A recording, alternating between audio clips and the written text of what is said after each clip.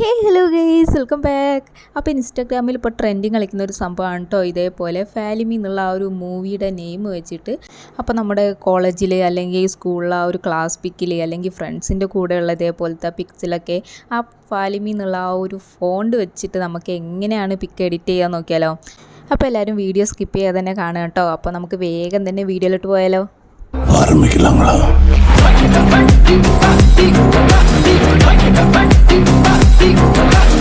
ആദ്യം തന്നെ നിങ്ങൾ ഗൂഗിളിലൊന്ന് കയറിയിട്ട് ഫാലിമി മൂവി പോസ്റ്റർ എന്ന് ടെക്സ്റ്റ് ചെയ്ത് കൊടുക്കുക കേട്ടോ.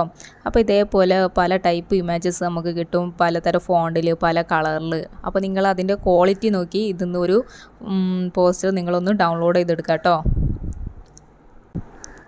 ഓക്കെ, എന്നിട്ട് നിങ്ങൾ ബാക്ക്ഗ്രൗണ്ട് ഇറേസർ എന്നുള്ള ആ ഒരു ആപ്പിൽ കയറിയിട്ട് ഈ ഒരു പിക്ചർ ഇതിലോട്ടൊന്ന് ആഡാക്കി കൊടുക്കുക കേട്ടോ. അപ്പോൾ ഞാൻ അതൊന്ന് ക്രോപ്പ് ചെയ്തെടുക്കുന്നുണ്ട്, ആ ഒരു ഫോണ്ട് മാത്രം കിട്ടുന്ന രീതിയിലൊന്ന് ക്രോപ്പ് ചെയ്തെടുക്കുന്നുണ്ട് കേട്ടോ.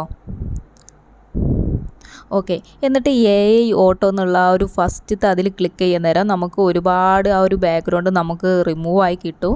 അപ്പം കുറച്ച് ഭാഗത്ത് നമുക്ക് ബാക്ക്ഗ്രൗണ്ട് ഒന്നും ഇറേസ് ആയി കിട്ടിയിട്ടില്ല. അപ്പോൾ നിങ്ങൾ താഴത്തെ ആ ഒരു ഓപ്ഷൻ വെച്ചിട്ട് ഒന്ന് ഇറേസ് ചെയ്തെടുത്താൽ മതി കേട്ടോ.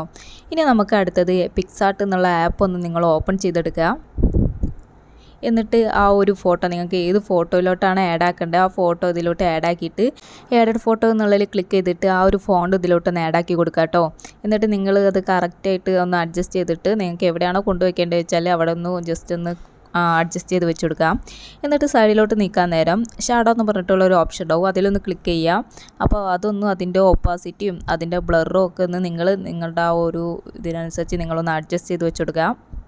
അടുത്തത് പൊസിഷൻ എന്നുള്ളതിൽ ക്ലിക്ക് ചെയ്തിട്ട് അതിൻ്റെ ഒറിസോണ്ടലും വെർട്ടിക്കലും ഒന്ന് കറക്റ്റായിട്ടൊന്ന് അഡ്ജസ്റ്റ് ചെയ്ത് വെച്ചെടുക്കാം കേട്ടോ. അപ്പോൾ ഇത്രയേ ഉള്ളൂ, വളരെ സിമ്പിളായിട്ട് നമുക്കിത് എഡിറ്റ് ചെയ്തെടുക്കാൻ പറ്റും. അപ്പോൾ എല്ലാവരും ഒന്ന് ട്രൈ ചെയ്യാം, എന്നിട്ട് നിങ്ങൾക്കിത് സേവ് ചെയ്തെടുക്കാവുന്നുള്ളൂ കേട്ടോ. അപ്പോൾ ഈ ഒരു വീഡിയോ എല്ലാവർക്കും ഇഷ്ടപ്പെട്ടാൽ ലൈക്ക് ചെയ്യുക, ഷെയർ ചെയ്യുക, സബ്സ്ക്രൈബ് ചെയ്യുക. അപ്പോൾ അതുപോലത്തെ നല്ല ട്രെൻഡിങ് വീഡിയോസിൻ്റെ ട്യൂട്ടോറിയലായിട്ട് കാണും വരെ ബൈ ബൈ.